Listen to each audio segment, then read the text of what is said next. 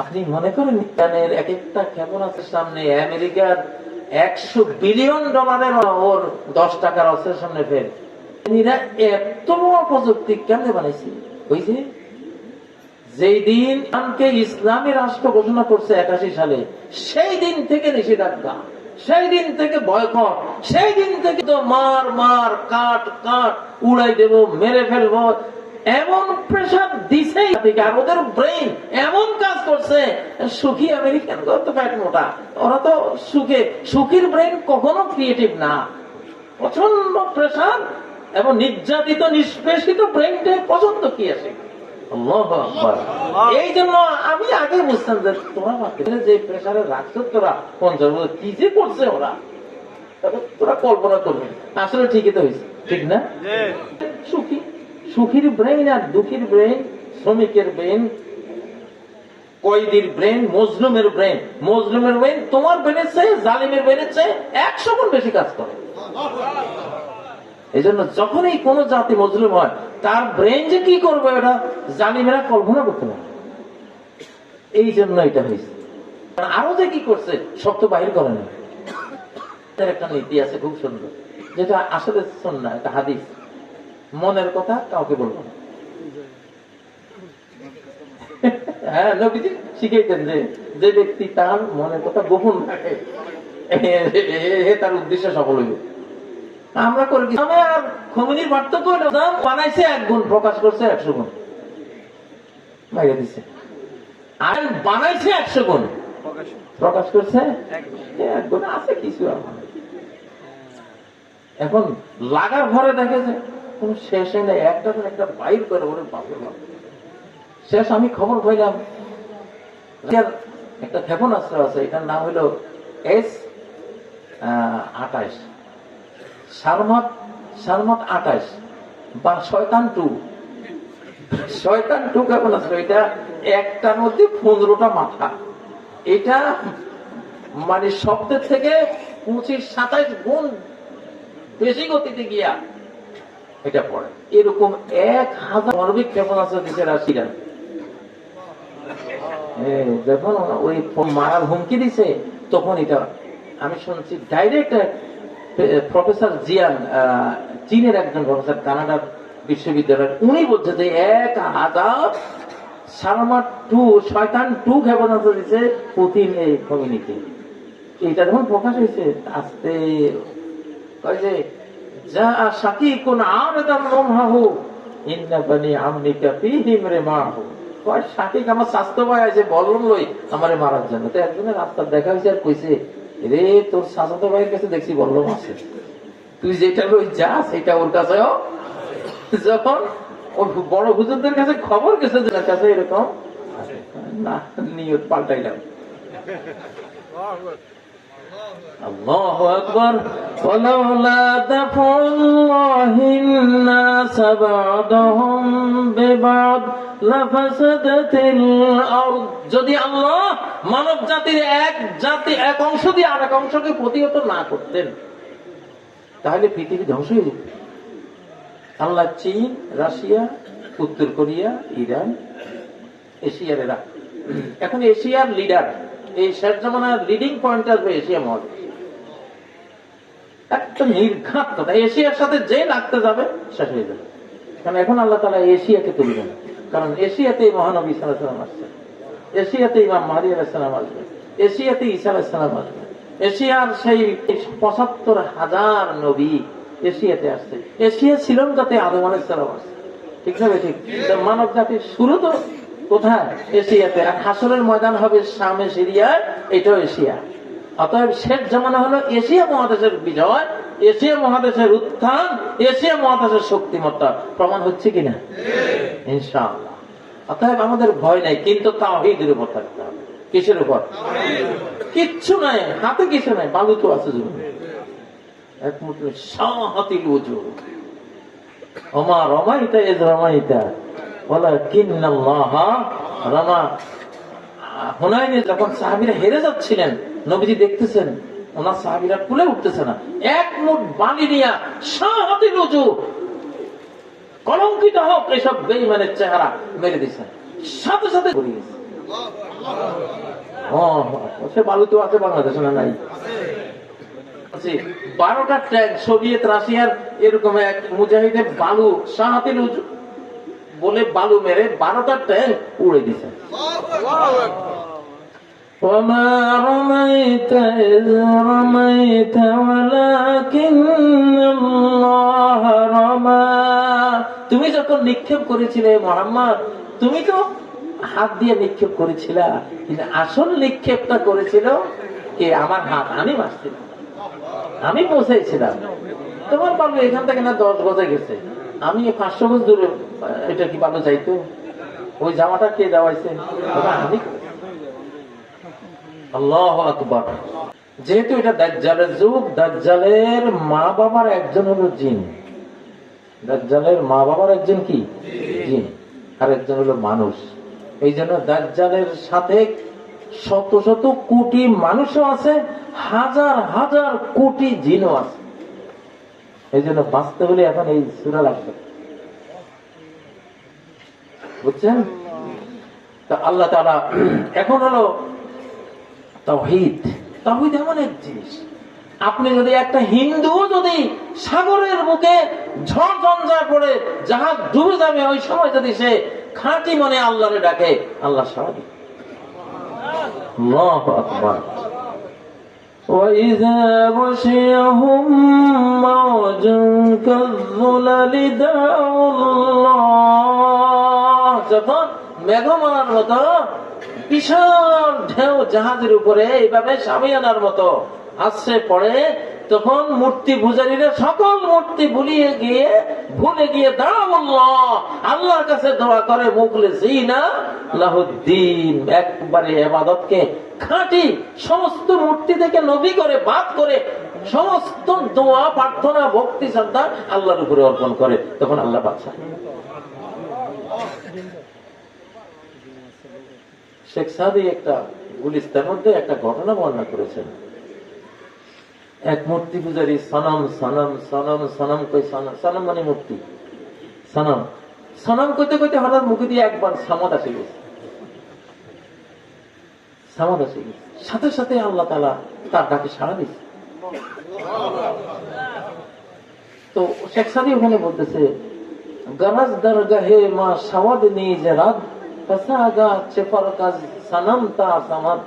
সে সনম সনম করতেছে, সনম সনম মূর্তি মূর্তি মূর্তি, মূর্তি তো সাড়া দিল না, ভুলে আমার নাম সামাদ দিয়ে বলছে। আমিও যদি উত্তর না দেই তো সনমে আর সামাদে পার্থক্য থাকে কি? আল্লাহু আকবার। লিল্লাহি তাকবীর, লিল্লাহি তাকবীর। বাঁচানোওয়ালাকে আমরা এত ডরাই? নিউক্লিয়ার আমরা ডরাই? কিচ্ছু ডরাই না। জাআলনা বাইনাকা ওয়া বাইনাল্লাযীনা লা ইউমিনুনা বিল আখিরাতি হিজাবাম মাসতুরা। তুমি যখন কোরআন পড়ো, যারা বেঈমান তাদের মাঝখানে আর তোমার মাঝখানে আমি একটা অদৃশ্য প্রাচীর তৈরি করে দেই। এটাকে এখনকার ওলামারা বলেন, মুফাসসিরিনরা বলেন, এটা পরমাণুকে আত্মরক্ষার আয়াত। আপনি আয়াত পড়েন বা কোরআনের আয়াত তেলাওয়াত করেন, ওই সময় আমারে আপনার কিচ্ছু হইতে না। আরেকটা আয়াত আছে সূরা ইয়াসিনের 9 নম্বর আয়াত, ওয়াজআলনা মিন বাইনা আইদিহিম সাদ্দা। তাদের সামনে আমি একটা প্রাচীর দিলাম, বাঁধ দিলাম। ওয়া মিন খালফিহিম সাদ্দা, পিছনেও একটা বাঁধ দিয়ে দিলাম, অদৃশ্য, দেখা যাইত না, কিন্তু একটা ব্যারিকেড দিয়ে দিচ্ছি, চোখেও দেখতো না তোমার, মারতেও পারতো না তোমার, কোনো কিছুর সাধ্য নাই। নবীজি সূরাতুল লাহাব নাযিল হওয়ার পরে, তাব্বাত ইয়াদা আবি লাহাব যখন নাযিল হয়েছে, ধ্বংস হোক আবু লাহাব, ধ্বংস হোক তার 2 হাত, এই যে আয়াত আসছে, আবু লাহাবের বড় রেগে গিয়ে এত বড় পাথর নিয়ে নবীজিকে মারতে গেছে যে মুহাম্মদ আমাদের এত বড় দুর্নাম করছে কোরআনের মধ্যে, তারে পাইলে আজকে পাথর দিয়ে আমি উত্তর দেব। আবু বকর আর নবীজি একসাথে বসা, নবীজি তেলাওয়াত করতেছেন, উম্মে জামিল গেছে ওনারে পাথর মারতে গিয়ে, তোমার সঙ্গে, হে আবু বকর তোমার সাথী কই, মানে নবীজি কই, নবীজির সাথে বসা। সাথে বসা কিন্তু আল্লাহ তারে দেখান নাই। কোরআন দিয়ে সেভ হয়ে গেছে, কোরআন দিয়ে কি হয়ে গেছে, সেভ হয়ে গেছে। মানুষ কোরআন পড়লে নিজে কোরআন হয়ে যায়। এই উম্মত, এটা আগের কোন উম্মতকে আল্লাহ বৈশিষ্ট্য দেন না। এই উম্মত কোরআন পড়লে যে পড়ে সে নিজে কোরআন। কারণ কোরআন নাজিল হচ্ছে সফট কপি, ইলেকট্রনিক কপি, নুরানি কপি। এটা হার্ড কপি নাজিল হয় না। এই লিখিত কোরআন আকাশ থেকে আসে নাই, মনের কোরআন আসছে, পাতার কোরআন আসে নাই, মনের উপরে নাজিল হয়েছে। নাযালাহু আলা কলবিক। কারণ দিল হলো একটা ইলেকট্রনিক জিনিস, এটার উপরে আসছে ইলেকট্রনিক কোরআন, সব কপি। সুবহানাল্লাহ। এই জন্য হাফিজরা হলো কোরআন, নবীজি হলো কোরআন। قد أنزل الله إليكم ذكرا رسولا। আল্লাহ তোমাদের উপরে জিকির কোরআন নাযিল করেছেন, সেই কোরআনকে যিকরান রাসূলা, রাসূল নাকি। সূরা তালাকের 10 নম্বর আয়াত।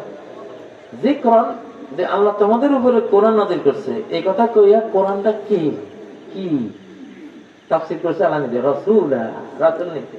কোন রাসূল? ইয়াতলু আলাইকুম আয়াতিল্লাহ, যিনি আল্লাহর আয়াত তেলাওয়াত করে। যে কোন হাফেজ যে মাহবুবুর রহমান তেলাওয়াত করছে, হুজুররা তেলাওয়াত করছে, এরা হলো ইলেকট্রনিক কোরআন। প্রত্যেক হাফেজ এক একটা ইলেকট্রনিক কোরআন, নূরানি কোরআন, একটা সফট কোরআন। সুবহানাল্লাহ। এটা হলো হার্ড কপি আর হাফেজ হলো সফট কপি। এই জন্য ভারতবর্ষের ব্রিটিশরা যখন সিদ্ধান্ত নিছে কোরআনের সমস্ত কপি বাজেয়াপ্ত করে জ্বালাই দেব, ভারতবর্ষকে কোরআন শূন্য করে ফেলবো, তখন এক বুড়া পার্লামেন্টেরিয়ান উঠে ব্রিটিশদেরকে বলতেছে, তোমরা তো বোকা স্বর্গে বাস করো, মুসলমানের কোরআন কি এইটা? তারা আসল কোরআন হলো এর অজানা জায়গায়, সব হাফেজদের সিনে। আল্লাহু আকবার, আল্লাহু আকবার, সুবহানাল্লাহ। তাহলে একজন হাফেজ সাহেব আপনার কাছে আছে মানে এক কপি কোরআন। আপনি 20টা সূরা মুখস্থ পারেন, আপনি 20 সূরা, আপনি নিজেই কোরআনের একটা অংশ। আল্লাহু আকবার। এই জন্য যারা সেই রকম কোরআন পড়ে, মরলে দেখা যায় 1000 বছর পরে লাশ তুলছে জিন্দা, একদম সব কাফন সহ একবারে অক্ষত এরকম। আল্লাহু আকবার। যেহেতু বাংলাদেশে কোরআন আছে ইনশাআল্লাহ, আর বাংলা আল্লাহ সেভ করবেন ইনশাআল্লাহ। ইন্না নাহনু নাযালনা যিকরা ওয়া ইন্না লাহু লাহাফিজুন। আমি এই জিকির নাযিল করেছি, আমি এই জিকিরকে হেফাজত করব। তাহলে জিকির মানে এই হার্ড কপিও, জিকির মানে সফট কপি। হাফেজ সাহেব, আলিম ওলামা, এরা সবাই, মুসল্লিরা সবাই যে পরিমাণ কোরআন মুখস্থ পারে সে সেই পরিমাণ কোরআন। কোন এবার নিয়ত করেন অন্তত 1 পারা কোরআন হবো আমি।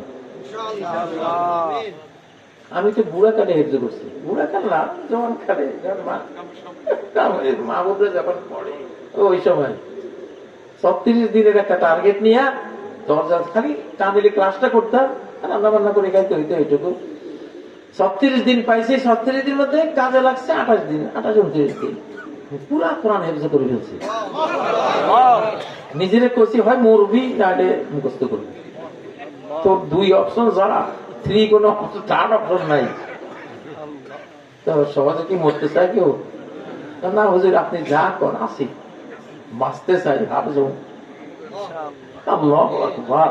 এরকম প্রেসার দিলে, এরকম মানুষ যখন যে যত বেশি প্রেসারে থাকে তার ব্রেইন তত বেশি কাজ করে, তত বেশি বিচক্ষণ হয়, তত বেশি সে বুদ্ধিমান হয়। এই জন্য সব নবীদেরকে আল্লাহ এমন এমন প্রেসারে রাখছে যেটা অকল্পনীয়। কোন সাদা শ্বেতাঙ্গের মর্যাদা নাই কৃষ্ণাঙ্গের উপর, কৃষ্ণাঙ্গের কোন শ্রেষ্ঠত্ব নাই শ্বেতাঙ্গের উপর। ইল্লা বিত্তাকওয়া, তাকওয়া দিয়ে পার্থক্য করা, কিন্তু মান মর্যাদা সবাই কি সমান। তাইলে উনি পিসাব দেখে ওনার কথা বেশি শুনবেন, আর আমি কাঙ্গাল দেখে আমার কথা বেশি শুনবেন, আলাম না, একেবারেই ভুল কথা, ঠিক না বেঠিক?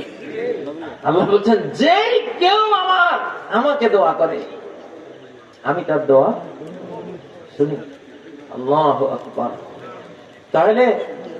তাহলে শিরিক কি জিনিস? যে আল্লাহকে ডাকে, গাইরুল্লাহকেও কি গাইরুল্লাহ ডাকবেন নি কেউ? কবরে গিয়া কইবেন নি বলে অমুক আউলিয়া খান জাহান আলী আমার একটা বলা দাও? কারে বলবেন? শুধু শুধু কারে বলবেন? এই শুধু কথা লাগবে, শুধু ইয়াকা না'বুদু। এখানে দেখেন এই তাওহীদেরও কি ইয়াকা, ইয়াকা পরে আসতো, না'বুদু ইয়াকা, সেখানে আল্লাহ কইছেন কি ইয়াকা না'বুদু, তোমারই ইবাদত করি আর কারো ইবাদত করি না। ইসবাতুল ইবাদাতি লিল্লাহি ওয়া নাফিউহা আন গায়রি, আমি ইবাদত সাব্যস্ত করলাম, দান করলাম, দিয়ে দিলাম আমার আল্লাহকে, আর নফি করে দিলাম, না করে দিলাম কুল মাখলুকাতকে, সৃষ্টি জগতের কেউ আমার ইবাদত পাওয়ার যোগ্য না, আমার সিজদা পাওয়ার যোগ্য একমাত্র কে? একমাত্র কে? আমার এই মাথা আল্লাহ ছাড়া কারোর সামনে আমি নোয়াবো না। হ্যাঁ, রেল লাইনে এটা কি করে না, এটা রেল লাইনে ওই যে লোহার একটা ইয়ে ফেলে না, গেট ফেলাইছে, এখন আপনি মাথা নুয়ে যাইতে হইতে, এটা দাম। এখানে শিরিক নেই, এখানে কি নেই, কিন্তু দরবার শরীফে ঢুকার সময় কল্যাণ নিয়ে গেছেন দরবারের আদর, এটা কি শিরিক। হযরত খালিদ রাদিয়াল্লাহু তাআলা মিশর যুদ্ধে মিশরের বাদশা ওনাকে দাওয়াত দিয়েছিলেন। তো খালিদ তো অনেক লম্বা ছিলেন, ওনার উচ্চতা ওরা মেপে স্বর্ণের গেট বানাইছে হযরত খালিদের জন্য। খালিদ বিন ওলীদ 125টা লড়াই করেছেন, একটাতেও জিতে পরাস্ত হন নাই, পরাজিত হন নাই, 125টার মধ্যে বিজয়ী হয়েছে। বিশ্ব ইতিহাসে এরকম নাই। তো সেই খালিদকে দাওয়াত দিয়েছেন, উচ্চতা মেপে 4 আঙ্গুল নিচু করে স্বর্ণের গেট বানাইছে, মানে খালিদের মাথা নোয়াইবে। তো বেঈমানের তার টার্গেট করা গেট, এখানে মাথা নোয়ানো কিন্তু শিরক। কারণ এখানে সে মাথা নোয়াইবার জন্যই, সে তো আমার সামনে মাথা নোয়াইতো না, এখন আমি এমন সিস্টেম করব বাধ্য হবে মাথা নোয়াইতে। সাহাবীরা তো আবার তাওহীদ সচেতন মনে, উনি তো একবারে মাথা টান টান করে আসতে দেখেছি কপালে ঠেকছে, এই ভাঙো। তার সাথে যে সৈন্যবাহিনী ছিল একেবারে তলোয়ার দিক ঘুরে দিয়েছে, সামনে মাথা উঁচু করে গেছে। আল্লাহু আকবার। বাদশা কেঁপে গেছে, খালিদ আয় আজকে তোর আজকে শেষ দিন। দরবারের পর্দার চারপাশে আড়ালে সেনাবাহিনী রেডি করে রাখছে, আমি হাততালি দিলে সঙ্গে সঙ্গে ঝাঁপাই পড়ে খালিদের কল্লা ফেলে দিলাম। বাদশা খালিদের পাশে বসা, কথা কইতে কইতে হঠাৎ হাততালি দিচ্ছে, আর দেখে যে চতুর্দিক থেকে তলোয়ার নিয়ে ছুটছে। খালিদ সঙ্গে সঙ্গে ওনার সাথে তলোয়ার, রাজার এখানে ধরছে, এক্ষণে ওরা তো 10 কদম আইসা আমারটা ফেলবো, তোরটা তো আমি এক্ষণে ফেলবো। আল্লাহু আকবার, নারায়ে তাকবীর, লিল্লাহি তাকবীর। এখন তাওহীদের দরকার, একত্ববাদের দরকার। তাহলে আমরা শিরিক করব না। কি? দোয়ার মাধ্যমে আমরা জিন, ভূত, শয়তান, বিপদ আপদ, এইটা সেইটা সবকিছু থেকে বাঁচবো ইনশাআল্লাহ। 2টা আইটেম আছে কোরআনে শয়তানের বিরুদ্ধে, একটা হলো সূরাতুল ফালাক, আর একটা কি সূরাতুন নাস। এই 2টা আইটেম। একদিন আমার একজনে বলতেছে, হুজুর আপনার হাতটা তো একদম কালো দেখাচ্ছে, একদম কালো। জেলখানায় অনেক ব্ল্যাক ম্যাজিক করছিল, তো তাহলে কালো জাদু আসছে, কালো। সাথে সাথে সূরা ফালাক পড়ে দিছি একটা ফুঁক, কেন না এখন তো দেখি পুরো পুরো হাত সাদা। সাথে সাথে আল্লাহু আকবার। কি যে আছে এই 2 সূরার মধ্যে, কোরআনের একদম শেষ ভাগে 2 সূরা, মাঝখানেও দিতে পারতেন, আগেও দিতে পারতেন। শেষ ভাগে দিয়ে আল্লাহ কি বুঝাইছে, যে শেষ জমানায় আমার এই 2 সূরার অনেক কাজ করে যাবে। শেষ জমানায় কি 2 সূরা ছাড়া বাঁচতে পারত না।